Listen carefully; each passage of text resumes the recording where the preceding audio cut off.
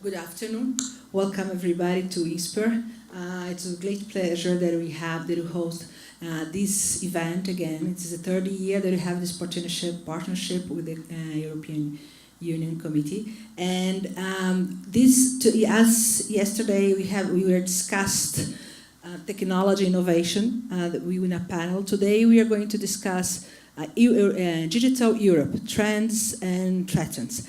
And I would like to invite you, the Consul General of Luxembourg, Ian Eichmal, to give a brief introduction, and then I'll invite the other members.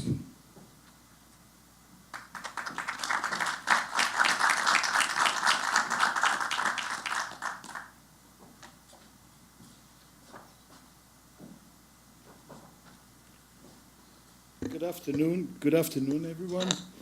On this evening, on behalf of the European consuls in São Paulo, I also like to welcome and the honor of having our Irish ambassador present today, Brian Glynn, and warmly welcome everyone supporting on behalf of the consul generals in São Paulo to the 2018 European Week, which is becoming already a tradition at INSPER, the European Union, and the city of São Paulo. I'd like to take the opportunity to thank the faculty, staff, and students of INSPER in the name of Marcos Lisboa. Thank always the excellent working partnership with Irineu Gianese, Ana Carolina de Souza. Welcome and thank you, Monica, for the introduction and being part of this organizing committee, and all dedication and support of Andressa Freitas de Mello. One cannot stress enough in times we live the necessity of strengthening this already strong existing relationship between the EU and Brazil, the sustaining pillar and the same values we share in the DNA of the European Union, the respect of human dignity, human rights, freedom of speech, to come and to go, the respect for others, face of religion or non-religion, the respect of sexual orientation, the acceptance and respect of different opinions and values, the democracy, the equality, and the rule of law. These values and the structure for all of us are the mode to look into the future. As someone mentioned, the future is no longer what it used to be. To look and prepare for tomorrow is what we proposed this year in our today's and tomorrow's discussions and debate, as yesterday's debate. We must prepare for changes and very rapid changes, such as how do we absorb the content, distinguishing the right and the fake content, prioritize of what we need, and how do we have to prepare, what are the new trends in a digital global economy. What is the impact of technology in living in a world and moment where we have a global data bank with immediate knowledge and access available at our hands at any time? How do we secure privacy? How do we cope and prepare with climate change and energy scarcity? How do we prepare for cyber attacks? How will cryptocurrency affect our lives and impact our economy? The impact of social networks in our lives, and how will we'll have a digital world. How will a digital world affect our democracy? What is being done in Europe, in Brazil, and other countries and regions? How are we all preparing for this future? How can, and most specific, European institutions integrate, collaborate, and co-work together? All of us here this afternoon will have the honor to hear, interact, and debate with top and world-class professionals present here today. To introduce you to today's panelists, I have the honor to pass the word to our moderator Charles Kirschbaum, and I kindly ask you to debate, ask questions. For those who do not want to speak in public, please write your questions, and for those who would like to make your question and participation in Portuguese, please feel free to do so. At the end of our seminar, you will have the opportunity to interact with our panelists. Finally, as we discuss the social media, please look at the social medias, the 2018 European Week in São Paulo, where we have debates, concert, exhibitions, which will go until May 15th. Thank you, and I wish you all a great event. Charles, please.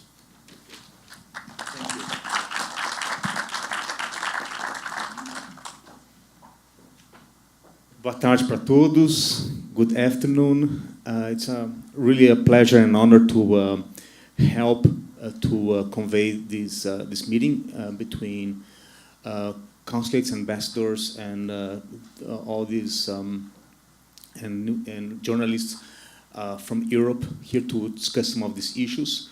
I was mentioning to Monica, to some of the new friends, that I just came from a conference at Surrey, where some of these themes were discussed as a new frontier in management research, how the digital world is impacting business and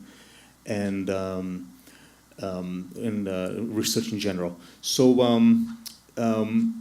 I'll invite Monica to introduce each of the panelists, and I'll try my best to convey a discussion between ourselves. Okay, I will actually take advantage that Charles is already here. Charles has been our professor for a long time now, 10 years? Almost 10 years. He is a PhD in business administration, but he has studied at Princeton and Wharton, and has had a postdoc in Columbia, and has been working with organizations and networks, and now entering the world of digital organizations and technology. So thank you, Charles, for moderating it, and I will now call all our panelists. Please, I would like to welcome Mr. Paulo Lopes Lourenço, the General Consul of Portugal, who has been in Brazil for 6 years and has been head of the diplomatic service for 23 years in Europe. Thank you very much for, please. I would like to invite Mr. Axel Zeitler, who is the General Consul for Germany and has been in Brazil since 2015, and has been ahead of in the service, in the diplomatic service since 1989, and who is a physicist, and I will be discussing, he's a person who is entitled and has a long experience with technology and related issues. I would also like to invite Mr. Dennis Staunton, who is a journalist report for the Irish Times. He has been the London editor and for the English Times. He has been reporting on the Brexit since 2015, has been the correspondent for Brussels, Washington, Berlin, and the foreign editor for several newspapers. Welcome. And finally, last but not least, I would like to invite Mr. Carlos Oliveira, who is who's at the Consul Ministry of Society for the Society of Information and Digital Market.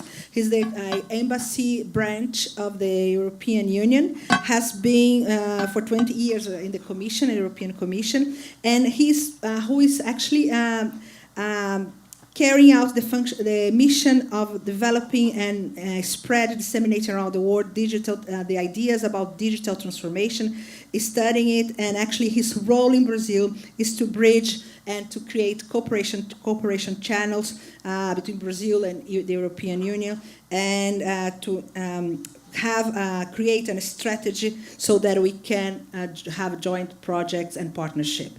So welcome everybody. I wish everybody a good debate.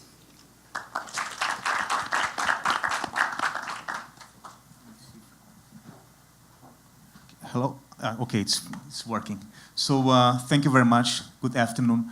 I want to start with will be a very informal conversation, in my opinion. So I just want to start with some brief ideas that we were discussing outside, and I want to just continue the discussion here inside with everybody. I think one of the biggest events that we had in the last month would be the presence of Zuckerberg at the Congress in the US, and the whole challenge of privacy and protection of data, and sincerely the legislation that will protect all this data. And it's interesting that in the apex of the problem, all eyes were looking at Europe as a source of legislation that would be more suitable for the current times. So my broad question to start with is what are the challenges now for Europe to prepare to this new environment, and also sincerely how Europe imagines itself dialoguing with the rest of the world, since other parts of the world might go towards different directions. Oh. Okay. So I presume that you are suggesting that I start by saying something on this very broad topic. Yep. Well, I have to say that it was very telling, the fact that answering to one of the questions during the auditions at the Senate or the Congress, Mr. Zuckerberg somehow hinted that maybe the European approach to these matters was something that was certainly deserving closer attention than what had been the case before the famous affair of Facebook, Cambridge Analytica. And as a matter of fact, I had been working for more than 2 decades in this area, and before our Director General, before being called DG Connect, which is something that's something very telling about what is the way we see the world, it was called Information Society. Mm-hmm. And that also reflects the fact that we look at technology not simply as an artifact that allows us to do things faster, presumably more efficiently, but also something that affects very profoundly the way our society operates, the way we interact with each other, the way we foresee, let's say, in our day-to-day activities, a fundamental change that is brought by the use of technology. We had a think tank at some point bringing a number of very prominent figures of coming mostly from Europe, but actually we had also people coming from US. And one of the things that they were saying is that technology, things like, for instance, this tablet or the similar devices are becoming almost an extension of ourselves. And the ability to really integrate that in the way we think about new policies, in the way we think about the impacts of this transformation is probably a very fundamental aspect that is brought by Europe, that is brought by the European Union, and reflects also a collective reflection that brings different perspectives as a way of enriching this thinking. I see actually with great pleasure that in the particular case of personal data protection, we had very interesting and valuable exchanges with the legislators in Brazil, both from the Câmara dos Deputados and from the Senate, which had been a way of very much exploring also our cultural affinities, because when we are discussing these matters, we are discussing also civilizational values. It's not just a matter of making money out of it, because money, as the example of Facebook shows, becomes a very elusive reality when you move into the realm of those matters. I'd like to agree with that last point, particularly that when we talk about all of these issues to do with data protection, we're really talking about something much more fundamental, which is if you look at the business model of a company like Facebook or Google, essentially what they're selling is very intimate information about us as individuals, and it goes so deep into all of our behavior and even into our thoughts, and this is being sold essentially to advertisers, and so the question that Europeans are facing, and that everybody in the world really now is facing, is how do you control or how do you manage monopoly organizations like Facebook and Google, and how can a state or a state-like organization like the European Union be strong enough to assert itself and assert the rights of individuals over companies like Facebook? And if we look at the issue of Cambridge Analytica, what Cambridge Analytica was a kind of a weird little company run by very weird people. And they employed this guy to create a quiz on Facebook. Everybody who did the quiz, their data was captured, and this data was then sold to various political clients of Cambridge Analytica. But what this was doing is it goes to the heart also of one of the biggest problems that Europe is facing. Jan, in his introduction, gave a very, very good account of what we would describe as European values, which are the values of liberal democracy and pluralism. But those values and the democratic norms that underpin them are under threat within the European Union. I think of countries like Hungary, where the media is almost entirely owned by friends of the Prime Minister, countries like Poland, where the independence of the judiciary is under threat and is compromised. And you also only have to look elsewhere in Europe, look at polling in Western Europe, and you'll find that the younger people are, the less they value democracy. If you ask how important is it that you live in a democracy, the older you are, the more important you're going to say it is. So this idea that people become more progressive as they get younger is not. So essentially what we're speaking about here is something which is really fundamental to the values of democracy. And while the digital world is not responsible solely for the undermining and the corroding of democratic values, there's no question but that our digital future is actually a conversation about our democratic future.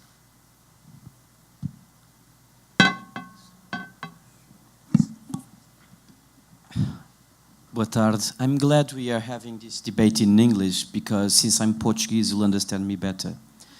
And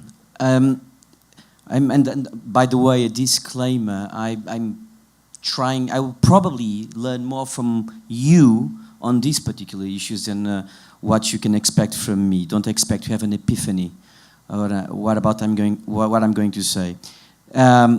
Last year, on this same room, someone from the audience was asking the panel about how the European Union was coping with the challenges of globalization. I remember particularly that discussion because in a way what was at stake was this underpinned idea that the US model of the market economy somehow produces naturally more competitiveness than the more social structured market economy of the European Union. And then we kept on discussing the issues of collaborative economy, the way we were going to lose some jobs, that jobs were going to be transformed, and this huge transformation that we are living. And the reason why I'm evoking that particular debate last year is because, in a way, the issue of personal data protection goes to the heart of these very differences. I'm personally very proud that the European Union is at the verge of bringing into life a very ambitious and I would say very brave general regulation on personal data protection. I think it's going to come into force in 25 of May this month. So we're very near there.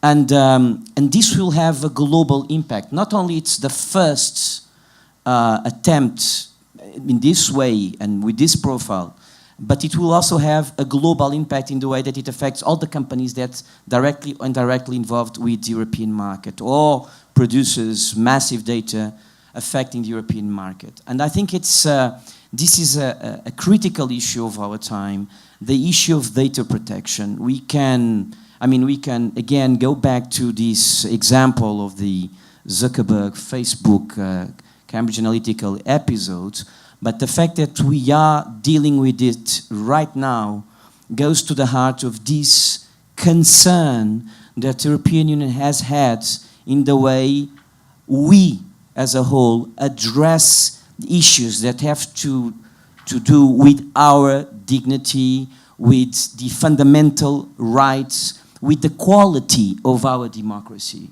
So in a way, I see this, if you allow me, I see this as a different sort of issue, as a more fundamental issue that has to do with the development concept and the development model we are trying to pursue. The European Union is as much interested in taking or making the most of the digital opportunities. The unique digital market is such a case, and I hope that we have time to discuss it, that the European Union is very much aware of the challenges of globalization, of the need to find new answers in terms of entrepreneurship, incentives to address the issues of development and competitiveness, where it's in a way lagging behind, for example, the United States, but in a way it is also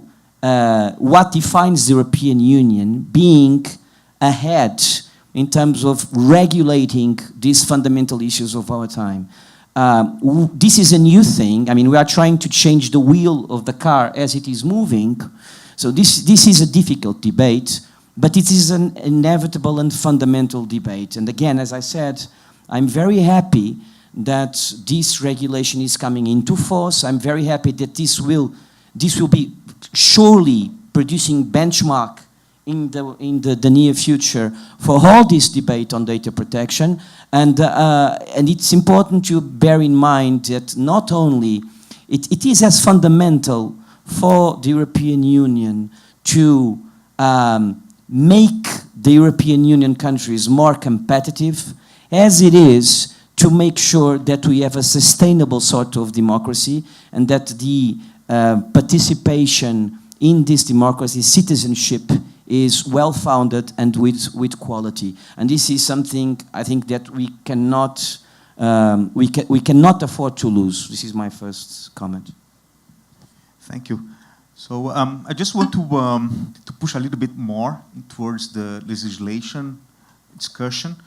I would love to hear a little bit from you on blockchain, Bitcoins, and all the new tendencies also that might change the way that we think about regulation of finance, regulation of economy. So this is something that might be a touchy-feeling issue for the European Union. It would be lovely to hear a little bit of the concerns. Well, I'm not. Excuse me. I'm not a lawyer, and I just would like to have one sentence continuing on what Paulo said, that for us it's important that not everything that is on a technology basis feasible can be done in a democratic society. So there are limits where the fundamental rights of the citizens are involved. Then the technology development has to come in line with the laws of society, and that's what we have been doing, I think, within the European Union with the new data protection law. Coming back on your question on Bitcoins and whatsoever, our central bank, they love to call them crypto tokens, because they tell us it's not a currency, neither it's money, because there's no fundamental guarantee by the state behind it. So our currency, at least for the majority of European countries, is the euro, and that's where we have the European Central Bank, and they, once again, back to regulations. There are strong regulations how banks can operate, and so we have a stable currency, and that's important. When you come to Bitcoin or other crypto tokens, this is a private initiative. It's not free to be traded for everybody. Not everybody does accept it. You can't change it into a legal tender. So there are limitations, and there are also risks coming with it. You can invest in it. Yes, we are a free society, but you're also free to lose your money when investing in bitcoins. And the value of the bitcoins has been going up and down. So it's might be like the 400 years ago, the tulip bubble. So have fun investing, but also be aware of the risks about it. So our central bank tells us, yes, crypto tokens, they might have a value also for exchanging on securities, but at the end of the day, it's not the crypto tokens that have a value as such, but the underlying technology, which then can be used for other transactions, safe transactions in a modern way. And that's probably what we should learn from the Bitcoin bubble. Thank you. I think in a way that actually applies to both of the issues we were talking about. In a sense, you know, there's this paradox that if you look at I mean, one of the arguments in favor of these cryptocurrencies is that the barriers to entry are lower, and so that people who might be unable to gain access to financing could more easily get it. And so in that sense, it's democratic. But of course, because at the end of the chain, you don't have a state or the people, which you would have in a fiat currency, then it means that essentially it's undemocratic. But the same thing is true, for example, of Facebook, that Facebook is, on the one hand, the most democratic thing in the world because anybody can be part of it. And I was struck, I was mentioning this morning, that a few weeks ago I was talking to some newspaper editors, one from New York, one from Paris, and a woman from Moscow who edits an independent newspaper in Moscow. And the Westerners were going on about how terrible Facebook was and how it had to be regulated and controlled, and there had to be more state oversight of what it was doing, and because it was destroying newspapers and all fake news, all the rest of it. And she said, I think we live in a different world. The print edition of my newspaper went out of business last year. Our online edition could go out of business this year. If it wasn't for Facebook, we, the opposition, would have nothing. We'd have no way of communicating. And so in the case of Facebook, the technology is democratic, but what's deeply undemocratic is the economic and business structure. So you have an awful lot of people who are on Facebook. Very few people work for Facebook. And of those people who do work for Facebook, very few are making decisions. So I think that's, in a way, where this has to go for democratic societies, to look at the democratic possibilities that have opened up with the technology. But somehow to unravel this paradox with regard to the business model. If I may add just a few words, I think that actually the essence of the model of blockchain, which is basically the notion of a distributed authority, between quotes, is something that illustrates also a very fundamental change that was also highlighted just now with the example of Facebook. We are moving from a world where we had a well-structured world with a certain number of intermediary bodies that to some way create a bit of a way of shaping public opinion and orienting the whole public debate. And that world is a bit being overtaken by the nature of the different instruments that we have to express in the digital world. Facebook is an example, but you can think about hundreds of other tools that we are using on a daily basis, from the WhatsApp to the example of the blockchain. And all this is really reversing completely the established order. And we need to think of ways of to use the expression, not throw out the baby with the water, and creating a way of, I wouldn't like to use the word regulating, because normally there is an element of central authority associated with it. Sometimes it's a bit at odds with the very distributed nature of this world. But need to think of ways of managing the different effects and impacts of this change of paradigm, because that's really perhaps the most essential aspect.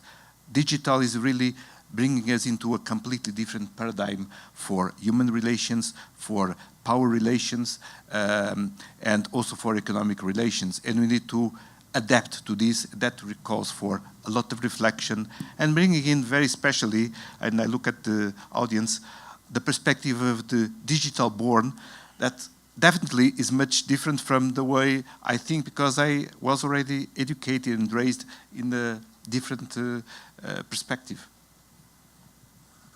Yes. Currency-wise, as far as your question is concerned, currency-wise, I totally share Axel's view on this, which is that, I mean, currency is upheld or based on trust, on the fact that there is a value that can guarantee, that can vouch that currency. So, in a way, trust will make it last or not, will make it be real or not. So again, going back to Axel's point, I do think that we at least we need to keep an open mind as far as the technology is concerned. Having said this, this is uncharted waters for us. I mean, we were also, I mean, at the beginning, Uber was probably a strange thing. I mean, look at the reaction you had from taxi drivers, for example. What happened? You have this new thing happening, you have reaction from people, jobs will be lost, there is some level of transformation, and then what? Certain level of regulation. So there is, you have these inroads, the first reaction, and then a certain rebalance with, to some extent or to some degree, a certain amount of regulation or intervention from the public powers. So this is more or less what's going to happen anyways, and I think that the best we can do is to keep an open mind without losing the sense of responsibility, particularly when you have you know, public and political responsibilities. It's difficult to deal with these issues. These are uncharted waters. But again, we are living. There is a total different paradigm we're living in, and we need to keep an open mind. It's not like the Italians say, "Si non è vero è bene trovato." I'm not saying that. But in a way, I think that we need to keep an open mind because we are also, all of us, in a way, we are watching it unfold in front of our eyes, and we don't have the toolbox for it yet. We are trying to set it up as it happens. So this creates a lot of challenges in terms of policy making, but also in terms of investigation. And again, I'm not digital, I'm analogical. Most of you, probably many of you, will probably more equipped, or we're more competences to deal with this issue. But we will be setting this as we go along. There's no other way. So my point is we should keep an open mind with a certain sense of balance and responsibility. I imagine that a last point in this block would be to recover one of the threads that I heard right now, which is the fake news aspect of the new digital world. And here is interesting, right? Because I think all of you are insisting a lot on the issue of democracy. And, you know, social media brings perhaps both sides of it. Right? On one side is about more circulation of information, especially on the countries where media is controlled by a few companies. But at the same time, you have the problem of fake news and how this is produced, and the whole crisis of journalism as a fact-checking profession. So again, we have opportunities for regulation. Again, we have opportunities for lots of policy making throughout Europe, and I'd love to hear your opinions about that. I think we've got an expert on news here, but about the fake news, we have introduced in Germany about half a year ago a legislation that forces companies like Facebook or other social media to withdraw information or fake information that is against our legislation. So that came across like legislation against hate news, because that's how it came up. That it was to force those companies to withdraw from their systems racist comments that were against our legislation, and we are pretty aware of this in Germany because of our past. So yes, we can deal with it, but also when you start regulating news, then comes the issue of freedom of expression. So it's still not has been dealt with whether it's according to our constitution to have such a legislation. And also we had some strong views from journalists because they feared that the companies got so scared of violating the law that they would even withdraw legal expression, free expression. So once again, we are in a dilemma, regulating or not regulating. I think it's a real dilemma. I wouldn't usually use the phrase fake news, because one person's fake news is just another person's unwelcome truth. And but I think you can speak about disinformation and disinformation campaigns.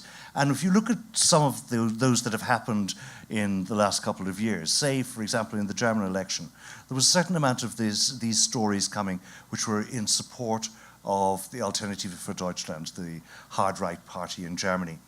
But if you looked at who was producing it, and part of the problem with all of this information is that it's not clear where it's coming from. I mean, if you see information and you know its provenance, that makes a difference to how you assess it or how you evaluate it. So if you don't know where it's coming from. But interestingly, a lot of this news that was in support of the far right, the same people were also producing advertisements for escorts in Dubai or for all kinds of other. So in other words, this was a kind of a commercial operation. And part of the problem, again, unfortunately, goes back to economics and business models, because one of the reasons why all of this false information can cut through is because the traditional media have been weakened. And they've been weakened partly because if you look at how they survived, it was on the basis of a combination of what people paid for, buying a newspaper or paying an online subscription, and advertising. And advertising in the last couple of years, particularly, it's all like 85% of new online advertising was taken last year by Google or Facebook. And it meant that the individual newspapers had very little opportunity. And and what that means in practice is you have fewer journalists having to do more stuff. It means that they have less time to spend actually finding out real things. They have less time to check on facts. And again, if you look at democracy and at the underpinnings of democracy, and obviously I'm speaking as a journalist, so it's kind of my business, but actually it is true that a pluralist media is one of the things that does help to inform citizens, to put citizens in a position to make choices, informed choices and democratic ones. So I think this really is a very important issue. And I think that the point is that I think you have to actually look at strengthening, or without direct state subsidies, but find some way of allowing a plural media to thrive and survive, as opposed to limiting freedom of expression. I really think that that should be the last resort rather than the first port of call, because I think you do end up actually, unfortunately, hitting the wrong people. If there's a financial penalty, then people are afraid. And again, we shouldn't forget that one of the advantages of what has happened in terms of the digital revolution in the last few years is that more people can get into both freedom of expression and also into journalism and into reporting. And it's easier. You don't have to build a printing press. You can actually just get a few people together and start doing things. But I think it's really a question of doing something positive in terms of promoting and allowing plurality in the media. as opposed to clamping down.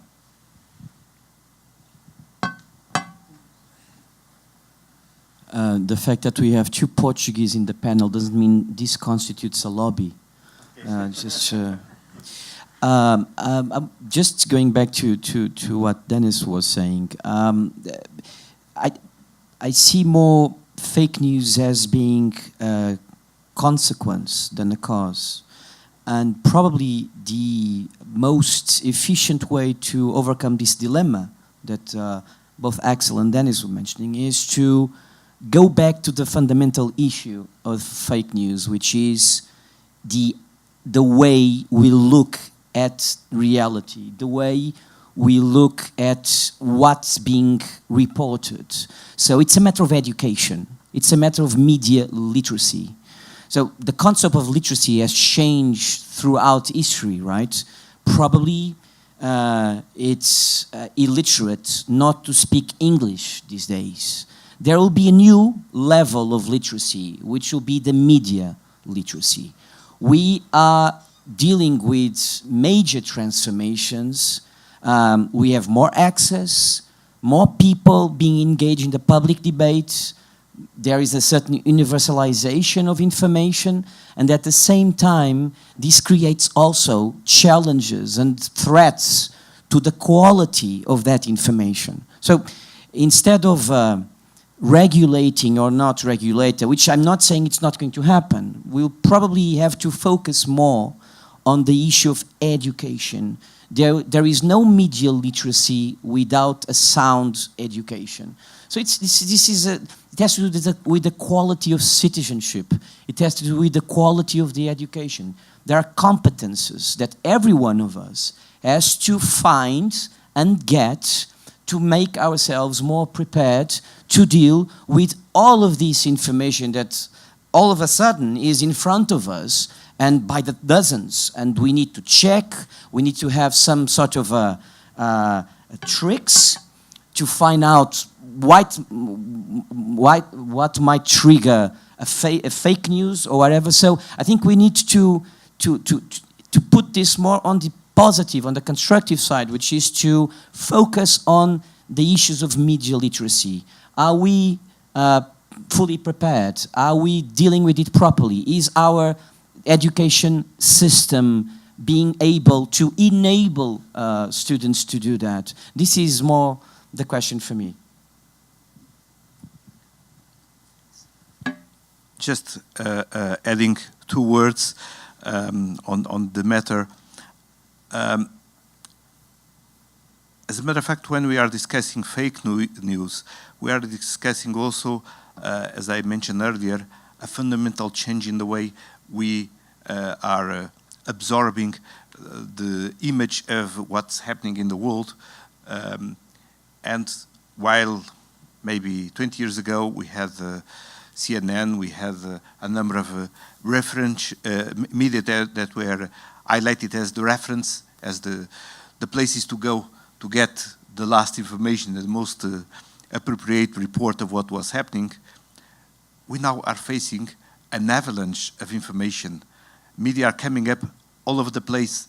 Ironically, this kind of democratization of the access, the lowering of the entry barriers, doesn't really go together with the increase of the overall quality and reliability of the information. And of course, it's very easy to propagate information that is not necessarily fake in the traditional sense, because I think that we have a saying in Portuguese that even the worst lie always have a little element of truth to make it credible, acceptable. And this also applies here. So people build on a couple of things that somehow reinforce their own beliefs to bring up this and to make it very widely adopted. I would like to endorse very much the comment that was made by Paulo about the media literacy. Probably 15 years ago, when the use of computers in the classroom was start becoming, if not commonplace, in any case, something more widely accepted by the teachers, one of the things that was very much at the center of the concerns was digital literacy. And I must say that it was very difficult to persuade people that digital literacy had nothing to do with teaching kids, young people, how to use the computer, because that for them was natural. It was fundamentally to embed into their minds a critical thinking about what was being conveyed through the digital media, because that is something that is not natural. It's part of this process of change. As you probably know, the European Union engaged into a reflection. I mean, it was demanded by the Parliament, and the Commission recently issued a communication on the topic, precisely to avoid this notion of the Minister of Truth. This is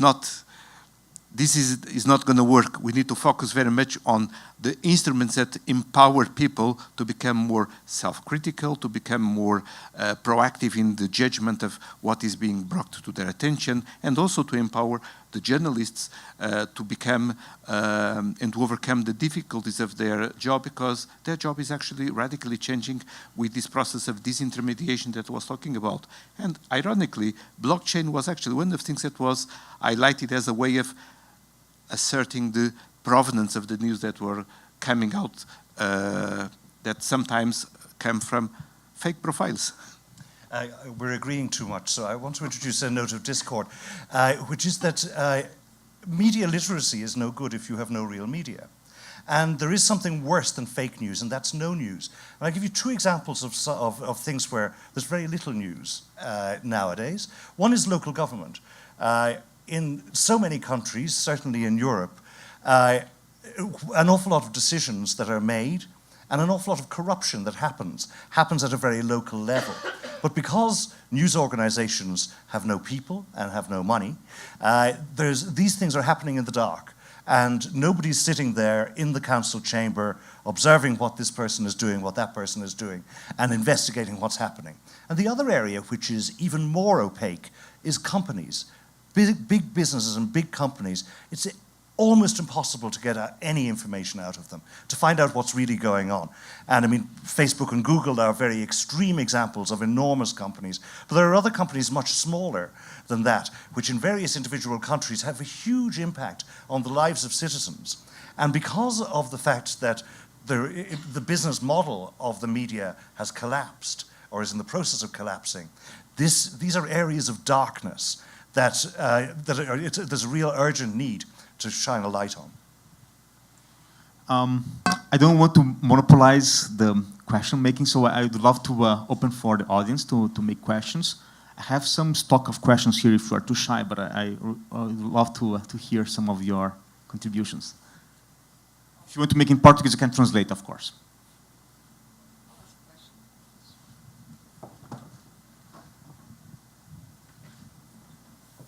Hi, thank you for the excellent debate and ideas. And I think one of the first questions that you brought, Mr. Stoughton, is about democracy. And when you said that and how it is important, and what we are talking about is actually about a system and regime that allows for us to communicate, to get information out of things. And if there is no media, there is no even concern about media literacy.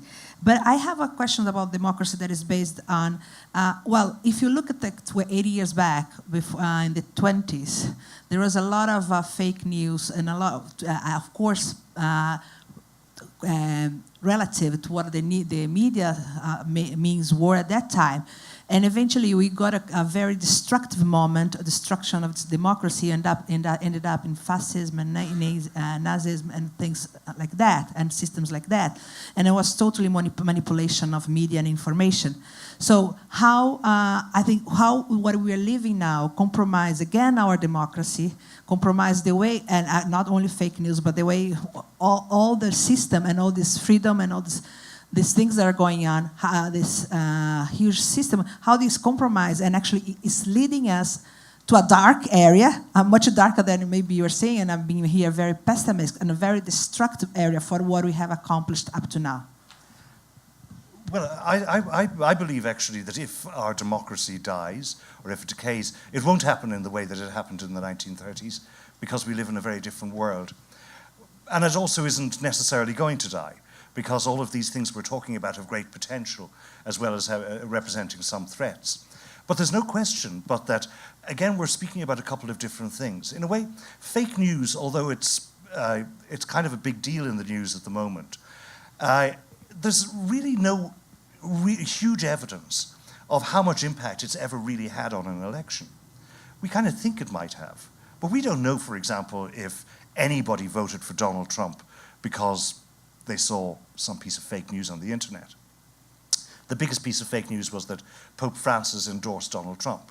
That came the day before the election. How many people voted for Donald Trump because they thought on the internet Pope Francis? Maybe they did, I don't know.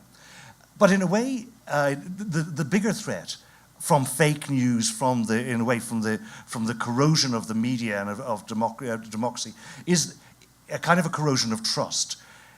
And so, if you don't know what to believe, Russia is quite a good example of the way the media works, where anything could be true, but maybe it's not true, and it's hard to, and they're kind of all the same, and it's like a hall of mirrors. You're never quite sure if this is real news or if it's a kind of a bit of propaganda or whatever. And it's actually that doubt that that's in your mind that makes you think that it's so hard to distinguish between the fake and the real, that then maybe all this democracy nonsense, come on, let's give us somebody who's got a clear, simple plan.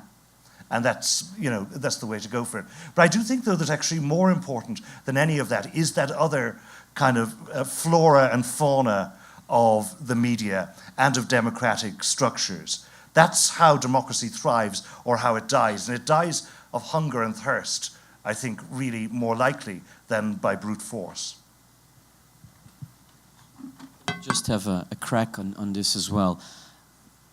Again, on the fake news, I think as a society confronted with all these new realities we are trying to deal with the old toolbox, we need to find some sort of scapegoat. And fake news is also a scapegoat.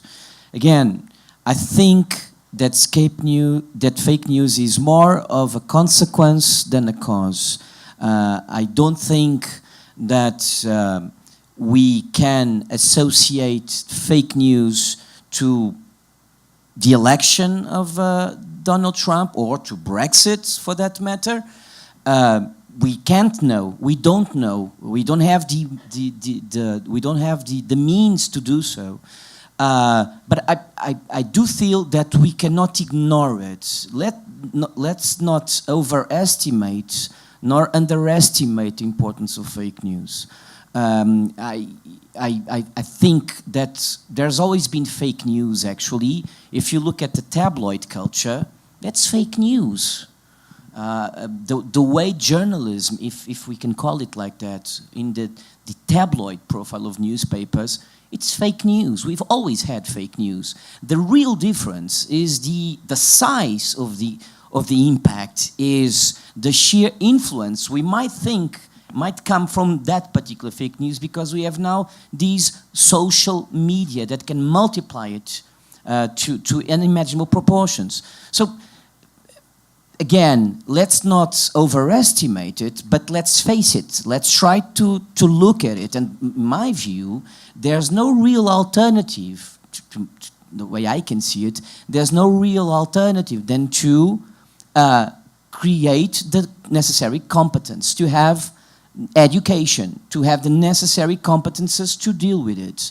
And we should start early on in that regard. And by that I mean in terms of public policies, in terms of policy making, in terms of curriculum. This is what I'm talking about.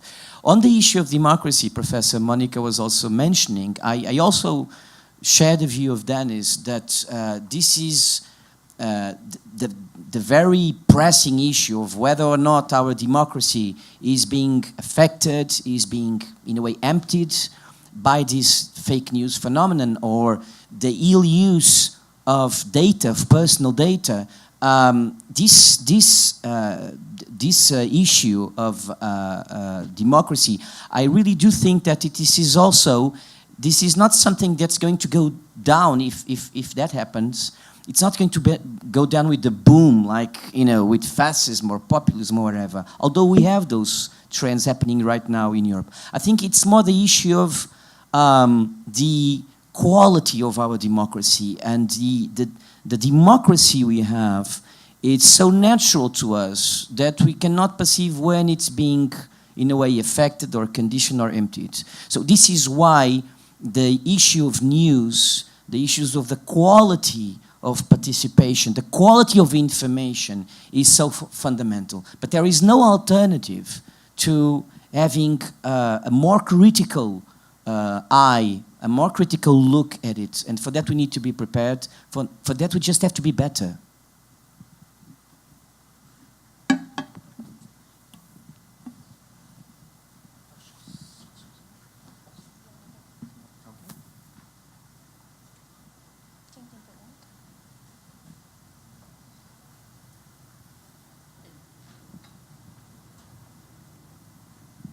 Good afternoon. My name is Madeline. Do you think that the inception of the new GDPR laws will actually protect information, or just a comment, please?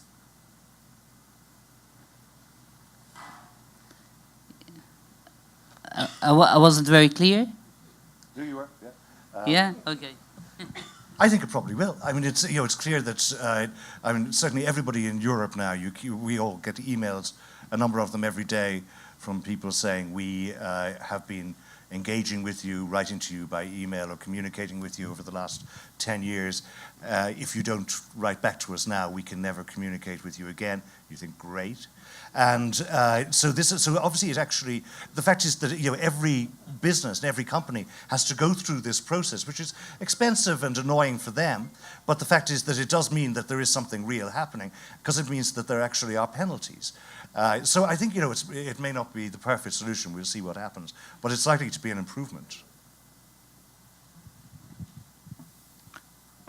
Well, I'm in the institutional function of representing the European Union, so I couldn't really say that I would consider it irrelevant or didn't address the problem. But looking at it perhaps with a bit of more reflection, this is not something that actually came out of the illuminated minds of the bureaucrats in Brussels after having, let's say, a few meetings in a closed group.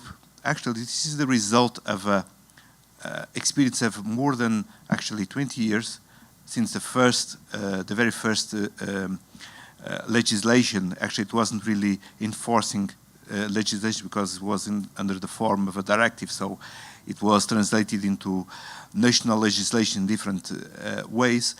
And this know-how that was developed on the issues that had been brought up by the problems of personal data protection over this longer period helped us to really understand better what were the limitations, but also what were the challenges on the light of the new technological developments. And during this process, there was an intense and very widespread discussion of this with, I would say, hundreds or thousands of people. And when I'm saying hundreds or thousands, I'm not referring only to individuals, but I'm referring to representatives of important civil society groups, people from the media, people from the businesses and corporations, including small businesses. And the idea was precisely to find, let's say, a way of finding, let's say, the best compromise between, on one side, not, let's say, killing the baby in the egg by imposing a very strict and constraining regulatory environment, but on the other side, recognize that, let's put it this way, we're all good people, but sometimes we tend to be, putting it in the good way, tend to be a bit, laxist in the way we look at potential problems. And this is something that we need to really look at it with a bit of distance. I mean, technology is not inherently good or bad. It is a coin of two faces, and you can use it either on one way or the other. And therefore, the idea is to use the public power as an expression of the public sentiment about how these things should be used in a way that really safeguards essential values of the society. And that's the reason why we are discussing these matters. We are not bringing only the expertise of the technologies, but we are also bringing the expertise of people that look at the society from a wider perspective. Social scientists, anthropologists, these are part of the kind of discussion that we are carrying out in the context of the European Union way of doing policies and designing policies.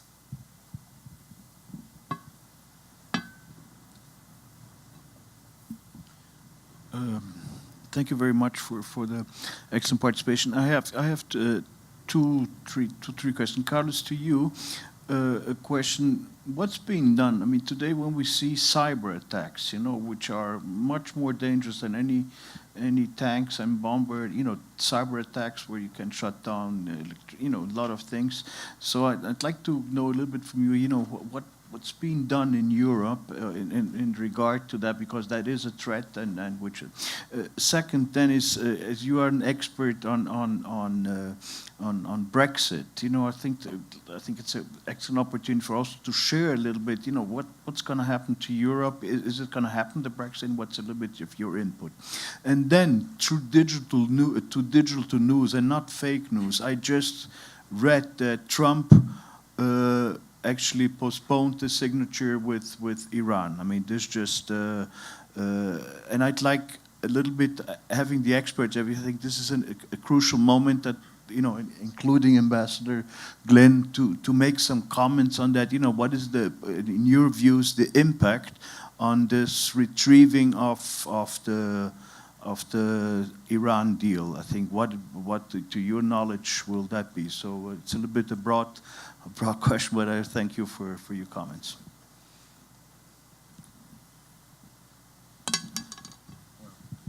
Since I was addressed the first question, I think that I should go on. Well, as a matter of fact, one of the fundamental things of the cyber world is that the traditional concept of geopolitical frontiers has very little meaning in this world. I happen to, I happen to have some personal engagement into cybersecurity many years ago, and actually I quit the job because I wasn't really, no, worse than that, I was too kind to really perceive the potential degree of the threats that we could be facing. This said, I mean, the Commission and the European Union has engaged into a number of initiatives addressing three axes. One, I would say perhaps the first is an institutional one, because we are talking about something that transcends the traditional borders. We need to really bring together the expertise and the know-how that is coming from different countries and different institutions. And realizing that even to address these attacks, we need to have a specialized body that is able to really start looking at this and is equipped with adequate resources. ENISA, for instance, is one of these institutions. It's basically an institute that is developing a specific expertise on cybersecurity. Actually, it's based in Greece, as my good friend, the Councillor of Greece, knows. And this is already a very important sign that to act against this threat that comes from everywhere, we need to join forces, we need to put enough resources on it. There is also two other aspects that are related. One has to do with the industry and technological aspects. The European Union has set up what is called a public-private partnership on cybersecurity. And the idea is to really, once again, put together the resources of organizations from industry, also from the public power, to invest on research, because this is a a permanent catch-up process. Whatever you are going to put in place as a potential, as a response to a threat is going to be superseded sometime later.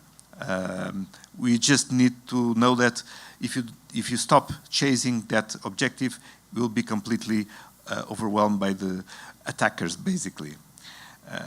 But also perhaps something that is very important is, once again, create an element of empowerment and an element of awareness to the common citizens about what is living in this new world.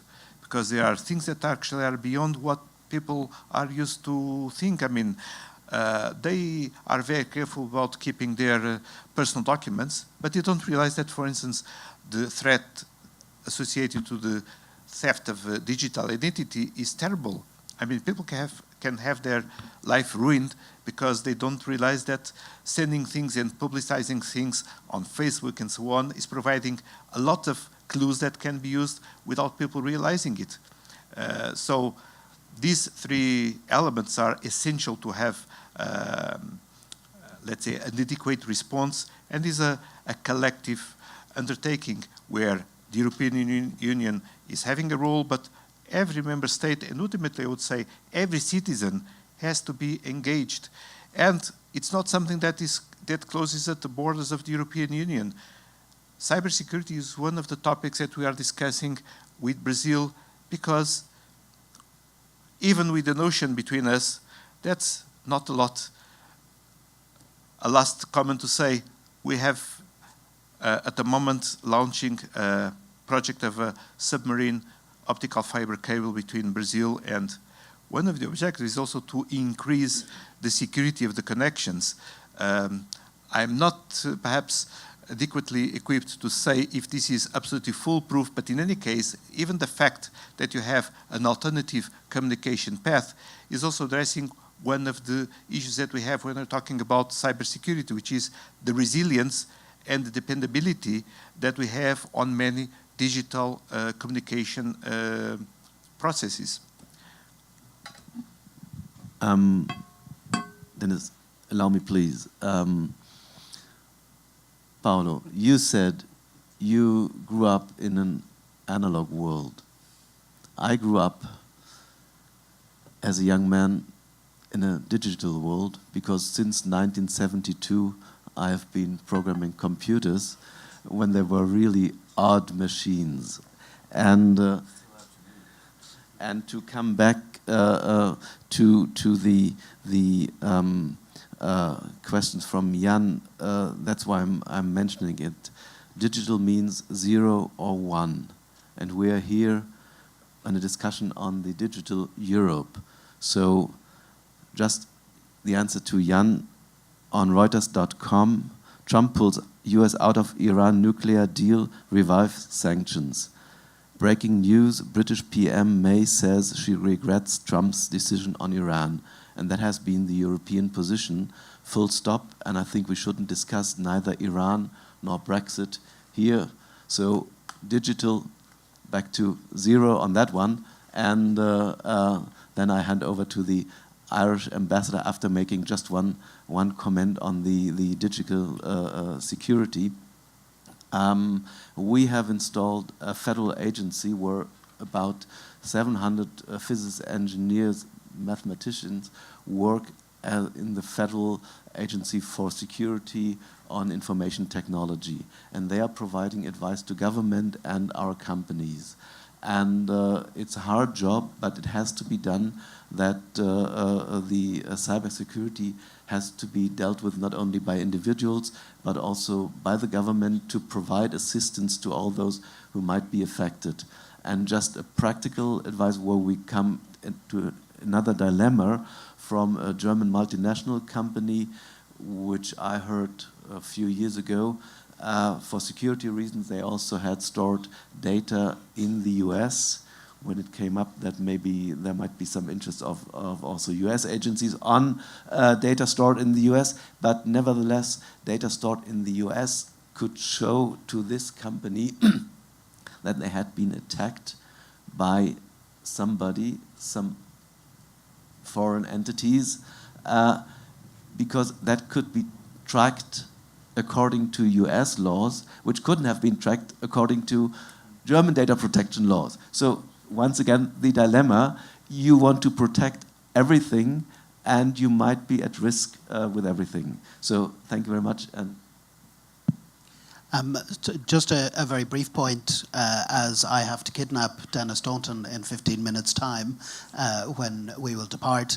And I won't make a comment either on Iran, but on the issue of data protection, when we take the situation of the world as described by the panel, are we not lucky to have a body like the European Union of 27 member states, each of which would be incapable individually to come up with anything like the directive that we have just come up with?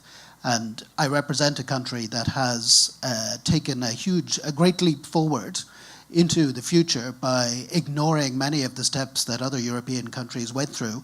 We went essentially from a pre-industrial to a post-industrial world, taking advantage of all of the possibilities that this digital present and future provides. All of the big data companies that we're discussing have their European and sometimes outside of United States global headquarters in Ireland. And through a quirk of the European Union's internal workings, quite a lot of the local regulation of these companies was provided by, it has to be admitted occasionally inadequately, by some very small Irish government agencies. And this directive is also a response to that. If you represent a country like Ireland in a week like this, when we're discussing the value of the European Union in the world and the values of the European Union in the world, again, a country like Ireland, which has a strong tradition of nuclear non-proliferation, if the United States had withdrawn from a deal and Ireland issues a statement, the United States is not going to be bothered very much. But if Ireland, as part of the European Union, reiterates the immediate reaction that has taken place from our High Representative Mogherini, in which she points out it is not open to one country bilaterally to withdraw from such an agreement, that it has unanimous support at Security Council level. This is why, when you represent a country of 4.8 million people, you get the advantages of attracting these big data companies. When issues on regulation need to be resolved on a global level, you know that you, participating in Brussels, will be part of a decision that will get a decision that hopefully will be good for the advancement of the positive sides of these companies, but equally good for the advancement of data protection. And this directive is not the last we have heard on this, because it is the briefest moment of time where we have managed to pause, reflect on the consequences of something that we as human beings don't really understand. And I'm quite certain that there will be frequent updates of this. And again, in a positive way, the European Union will be the reference point when it comes to data protection in the world. Dennis, you have 10 minutes left. No, I think there's another question. My suggestion is that we have now have a couple of hands. So why don't we take the last round of questions and then we wrap up? Okay, so. Yeah. So, sorry. My name is Amanda. I'm 25 years old, and I studied communications. I had the opportunity to be interviewed by Excel once for a vacancy in the consulate, the German consulate. and I've been here in 2015, and I talked to Paulo too about what you do. No, I think that this profession is very difficult because you have to defend and think about the people, and you have to think also about the values that what we are talking now. Well, at the moment, I'm working at Telefónica, which is a Spanish company, and I'm working in an AI project there. And we presented this project in Mobile World Congress in February of this year. And I'm really concerned about data, this data personal protection, and how it will be in the future, you know. I'm still too young to think about it, but I'm already really concerned. Like, what can we do? And actually, here in Brazil, I see the difference from Europe. We were talking about media literacy, education, and we still have like really deep problems in this field, you know. And inside Telefónica now, we have the foundation, the Telefónica Foundation, which has a program called Pense Grande. This program intends to take a methodologist. I'm sorry about my English because I'm not talking for such a long time. And we go to communities, to poor communities in São Paulo, and we explain them about empreendedorism. How we say that? Entrepreneurship. And methodologies, how they can think about their communities and their local problems and how to solve them. And by the end of this program, they have the opportunity to present this in a demo day, where they come up with ideas. And I still see there in this program, when I go there and have the contact with the young people, I still see that they have problems like at the health problems and the school, that they don't have professors, and they want to, you know, like they want to have like a hope. They look at us like, how can I do it? I really want to have access to it, but I don't know the path. I don't know the way. So my question, of course, my question is, how do you believe that we can bring this education not only depending on public policies? So how can we think about things in the community and actions where we can bring hope to these people, you know? Like how to deal with personal data, how to read the news and know the difference between a fake news and a real news. Thank you. Gentlemen, could you make a very quick question so we can try to... Yes, please. Yeah, sure. Good afternoon first. It's regarding the place of European Union in the world when it comes to innovation and technologies. So a quick statement, European Union has no tech giants such as the American or Chinese tech giants that we all know and that are sometimes more powerful than the States. In the UE, there is not such thing as a huge public and private investment in those technologies, such as, once again, the US or China, with those tech giants that allow huge billions of dollars investment in those R&D technologies. So in this situation, how can the European Union keep its independence, its political influence, its values that you mentioned, and its economic leadership? Professor Monica? So this is going to be our last one. Just a quick question on the other side of what we have been talking. We have been talking about the fake news, media and everything, and less about participation to some extent. And I would like to know whether this digital world, this virtual world that is there, and all the technology will enable us to actually vote directly in what we want and have more citizenship in the way of like just pushing a button and eliminating representatives, our deputies and people who represent us in the sense to have a directly democracy in that sense. Does it enable election to be more direct and democracy to be more directly as well? Dennis, would you? I think on that question, and there, a couple of them are related, I think on the question of direct democracy, I like representative democracy, and I think, certainly, without talking about Brexit too much, the experience of referendums is not always a happy one, because sometimes it's a moment of emotion, of feeling. And the other problem with referendums is quite simply that it can be a tyranny of a majority over a minority, and having that distance with representatives. I think there is another potential technology problem, which is if you're looking at actually how to rig elections, not just the sort of fake news about influencing them, but actually faking elections.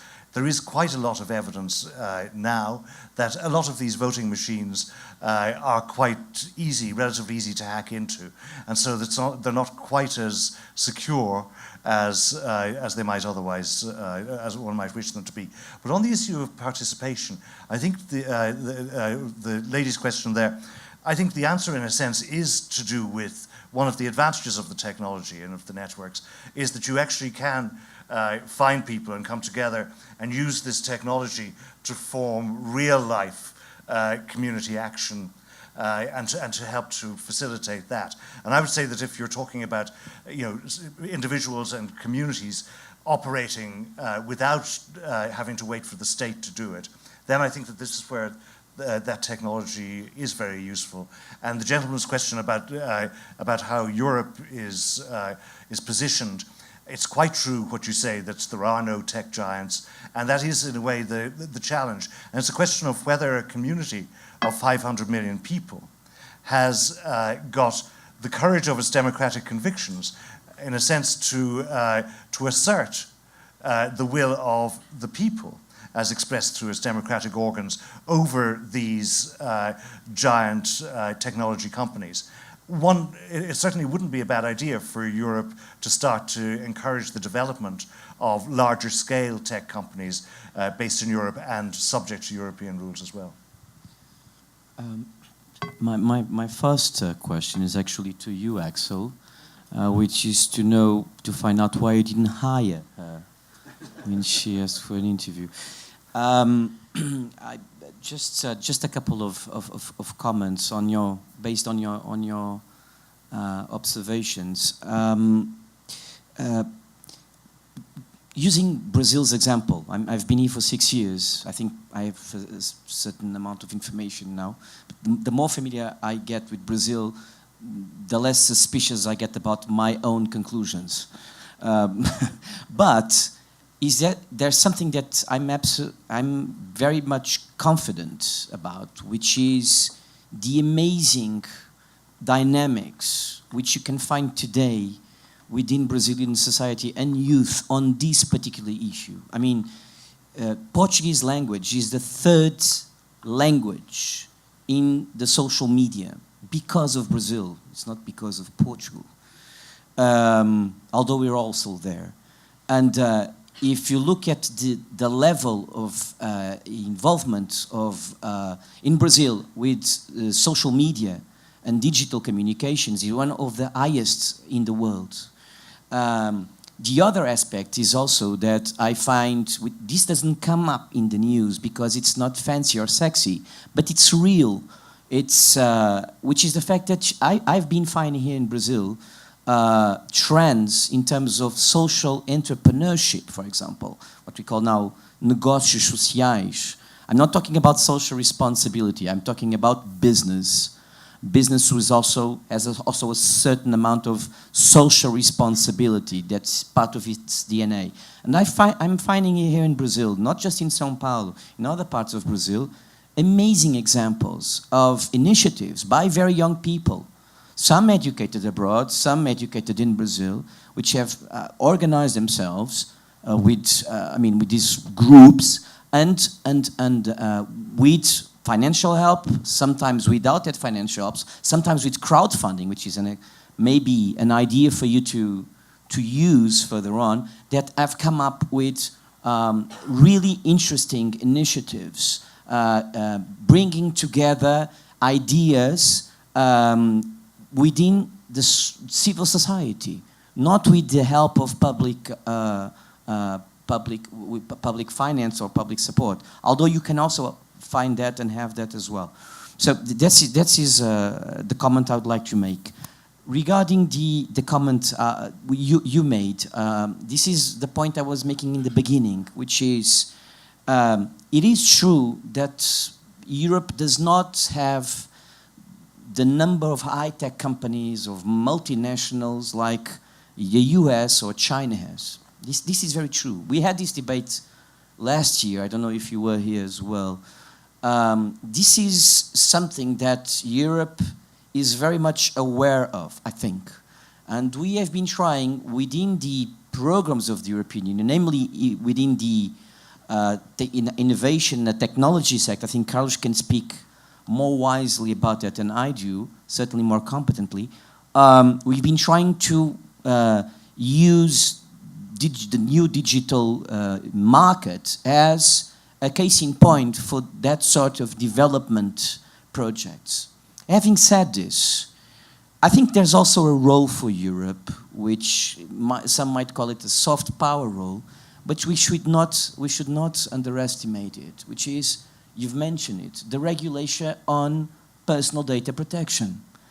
Role of Europe in terms of regulation, in terms of bearing in mind the values of democracy, the values of having these rights in the level playing field, level playing field, the fact that we are trying to deal with the threats which are posed by digital capitalism. I'm sounding like a Marxist now, but the fact that Europe has also been at the edge of these efforts makes Europe a fundamental player. Even if we don't have the high-tech companies, we also have a role in regulating the effects and the activities of those high-tech companies. And I think this is an important role that Europe is entitled to have.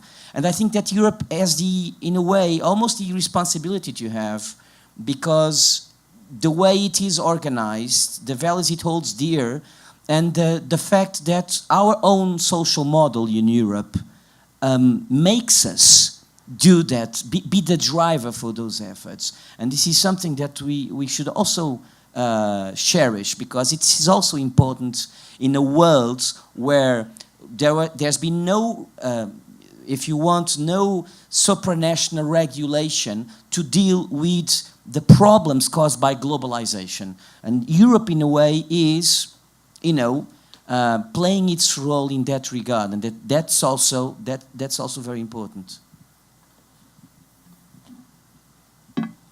Paolo, just a quick answer to your question.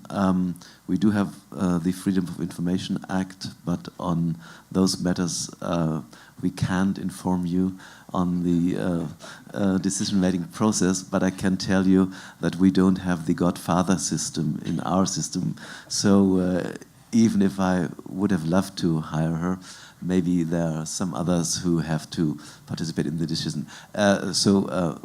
Coming back to serious business on the question of asking the people on each and every decision.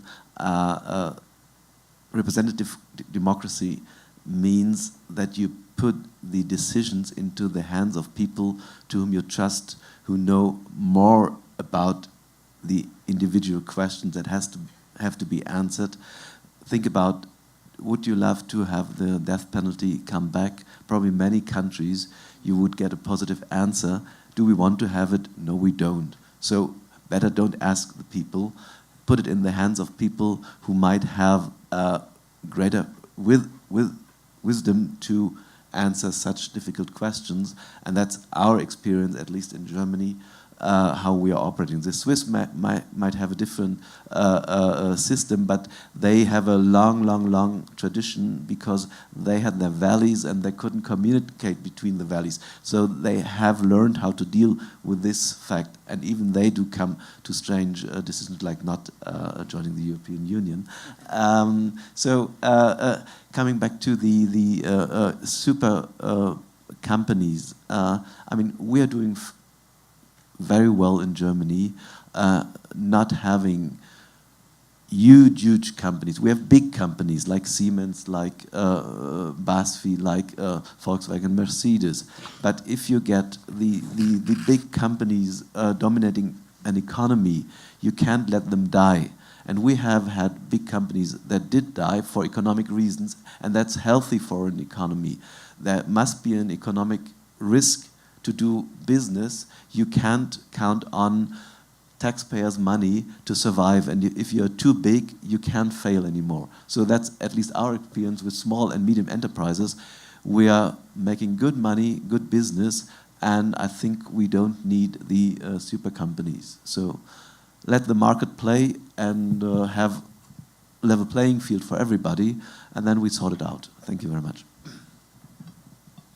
Well, trying to be relatively concise.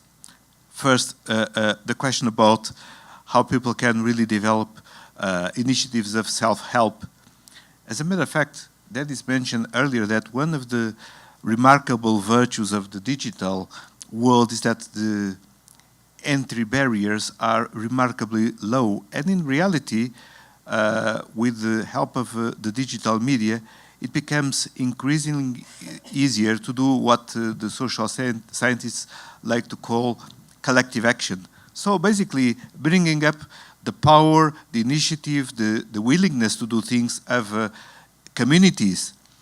And of course, I wouldn't really diabolize the effect and the impact of the public policies, which doesn't necessarily mean public funding, because you can find ways of really supporting people, supporting self-help initiatives coming from communities and provide them with a accommodating framework, which doesn't really necessarily mean that you have to put money on it, because then you avoid the trap of the dependency on the subsidy. And there are actually plenty of examples all over the world, and I will join what Paulo just said, especially in Brazil, where such examples exist. Only a few days ago, I was talking to a friend from Brazil that told me, look, we have a team of 10 young kids that actually were a bit lost, let's say.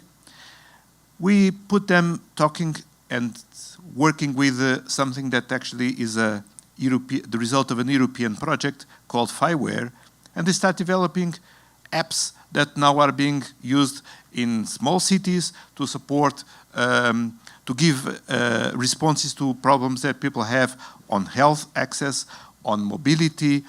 As an example, that really these things evolve very organically out of the people's initiative, and just need to provide them with tools that allow them to develop their creativity, their sense of entrepreneurship, and is a permanent and continuous effort that has to be supported, and that's where the public policies come, as well as the initiatives of larger corporations that have the resources to really engage into this process. A little comment very quickly on also the tech giants. Of course, if you look at things today, you don't see that many prominent EU companies. There are a few ones that actually still are not totally out of the screen, even if they don't have the sexy names of the GAFA, the Google, Apple, Amazon, Facebook. But think about the following. Imagine how was, for instance, the aviation industry 50 years ago. I mean, Airbus was virtually non-existent. Now, actually, Airbus is the largest company in that business. And it resulted from what? From bringing together the power and the capacity of companies that were at relatively small scale in France, in UK, in Germany, actually even a little bit in Spain. They're also a little bit in Netherlands. And look, they built actually a world champion. So, to give an example and put some figures complementing what was the excellent intervention of Paulo, we have probably the largest research and innovation program in the world, Horizon 2020. We're talking in the ongoing process, more than 80 billion euros. You multiply by 4, you get the amount in reales, so it's quite a lot. Recently, as part already of the undertakings of the current Commission, there was a program for supporting large-scale infrastructures and investments across the whole Europe, that we're talking about 350 billion euros, quite a sizable amount. I mentioned a bit earlier about the public-private partnerships. Overall, the public-private partnerships are representing an investment between industry and public money of around 50 billion euros, just on the more sexy side of the technologies. That's quite a lot of money, and I'm absolutely confident that in the years to come, we'll see emerging new examples of the Airbus in the IT sector. And I'm quite confident that this will be the case, because there is a realization of the criticality of acting together, precisely because the challenges that we are facing are of a different scale in nature and cannot be fully addressed only on the basis of the company that is acting on the market of 10, 20, 50 million people. And the example that was given by Ambassador of Ireland on the ability also to use the influence and the size of a group of nations, I was going to say federation, but that's not really the right word, of nations that join together because they have a lot in common, not only in terms of business interests, but also in terms of common values, is actually also making a difference when it comes to critical issues like how are we going to really tackle the issue of the tech giants that are not European. Ultimately, we can even say that they don't have any particular nationality, and they are actually acting as almost natural monopolies without effective control from the citizens' interest and the common good. And that's very important then, to have someone that can really come together with representation of 500 million people, as it is the case of the European Union. Well, I'm sure there's so many other issues that we would love to cover, but it was a great opportunity to hear all these inputs, and I would love to hear you all. Thank you for this panel, for the opportunity that we had today. Thank you very much.